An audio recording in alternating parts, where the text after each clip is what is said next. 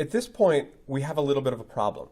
We've talked about current and we've talked about resistance, but what actually drives the current in spite of that resistance, right? You need something that's actually pushing that current along if you have a material that's actually resisting that flow. And the answer is simple. You already know it. It is a potential difference. And the general term for the potential difference inside of a circuit is called the electromotive force, or the EMF. So I'm going to call this EMF, right, which is electromotive force. All right? And big surprise, an electromotive force is just a potential difference, and it's measured in volts. All right? So moral of the story is we have an electromotive force that drives a current in spite of the resistance.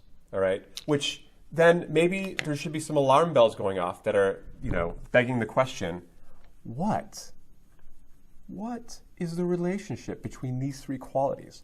What is the relationship between this EMF, or the voltage, right, and the current and the resistance? And the answer to that is the most important equation that you're learning this semester. It is the F equals ma of this semester. It is Ohm's law. And so I'll write this over here. Ohm's law says that the voltage in a circuit is equal to the current times the resistance. So simple. So simple.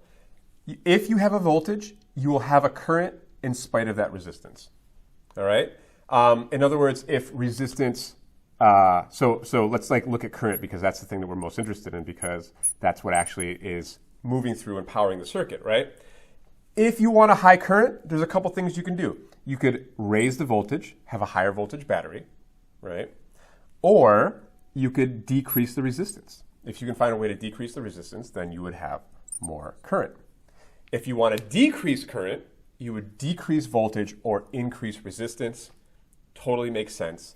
This relationship here is going to come up again and again through the rest of this course. And we're going to use it to actually analyze circuits, use it to analyze things that are happening in the human body, in biological systems, and I'm excited to show you where that plays out. One way is just simply going back to the bicep, right? Let's go back to this bicep problem, okay? And let's suppose that on this bicep, some electrical sensors are attached to the bicep from the earlier example. And those sensors record an electric potential of 120 millivolts. What would be the current traveling through that bicep? Well, if I wanted to solve this problem, all I would do is go to my relationship between voltage, current, and resistance, right? We know that the voltage sensors are picking up 120 millivolts. That's 120 times 10 to the minus 3 volts, right? And we're trying to find current. That's what we're trying to find. And our resistance, we calculated it in the last problem. We got a resistance of 6 times 10 to the 5 ohms. So I just divide the voltage by the resistance, and I get a current of 2 times 10 to the minus 7 amps.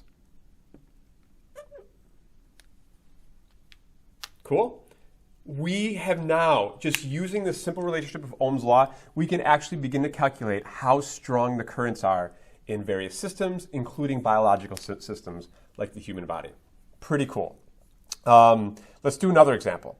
We have a bird on a wire, and I'm going to butcher this, but I'm going to try to draw it as best as I can. Let's see here. We have a wire.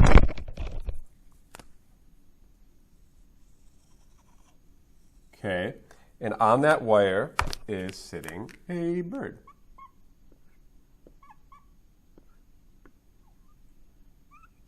Okay. Not bad, Stambach. Okay. I suppose he deserves an eye. All right, okay, we have a bird. All right, and so a bird stands on this electric line, and this electric line, we know, carries a current of 4,100 amps. All right, now we're getting into intense currents. That's the kind of current that could hurt a human body, and that's why you don't want to start playing with power lines. All right, the line itself has a resistance of 2.5 times 10 to the minus 5 ohms per meter. This is key. It's ohms per meter. It's almost like a resistance density. So for each meter of this wire, there's a resistance of 2.5 times 10 to the minus 5 ohms, right?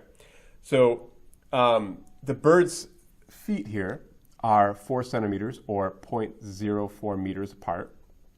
Okay, so what is the potential difference then? What is the delta V between those 2 feet? All right, there's going to be an actual potential difference between those 2 feet. So the question is, right, how do we determine what that is? I would just go ahead and, again, use Ohm's law. It's so powerful. For the next 2 chapters, we're going to use this probably 173 times, just an estimation. So, well, let's do it. We have delta V equals IR, right? That's what we're trying to find, all right? Now, we know the current. That's 4,100 amps, right? What we don't know is exactly the resistance, because we know that it's 2.5 times 10 to the minus 5 ohms per meter, but it's only 0.04 meters that we're looking at, right? So all we got to do then is multiply that by 0.04 meters, right? Meters cancels out, okay? And then that's going to leave us with the number of ohms we have. I get a value of 10 to the minus 6 ohms, or 1 microohm. And if I multiply those two together, I get 0.0041 volts, which is the same thing as 4.1 millivolts. Okay? And so that is the little potential difference then that's between these birds' little feeties. All right? I did it. I said feeties. Okay. I'm going to leave it there. This is our introduction to Ohm's law. And in the next video, I'm going to start talking a little bit more about how circuits actually look in physics and in engineering. What are the circuit schematics? What are the symbols? Because we're going to be beginning to use those a lot when we use Ohm's law to analyze circuits. All right, I'll see you there.